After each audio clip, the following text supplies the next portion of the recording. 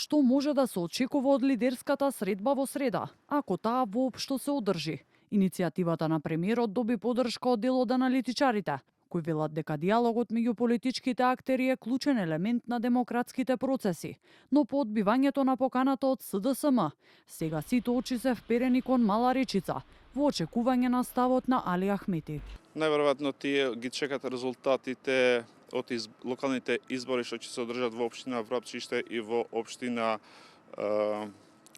Гостивар, се со цел ако победат на тие општини да ги засвртат нивните позиции.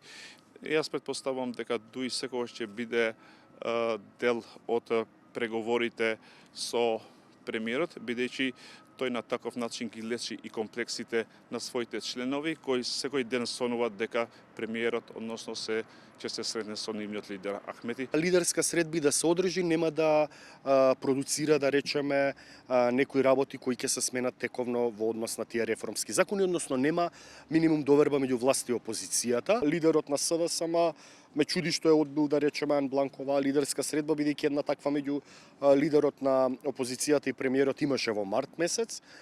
Сега веројатно тоа е негова политичка процена или на пиарите или советниците околу него дека треба да одбие таа средба, обвинувајќи го премиерот. И Атанасовски и Фаризи имаат поделени ставови околу постигнувањето консензус за укинување на техничката влада. Според Атанасовски, доколку тоа се случи, постои ризик од негирање на изборните резултати и уназадување на демократските процеси. Од друга страна, Фаризи смета дека станува збор за суштински прашања, кои бараат поширок политички договор.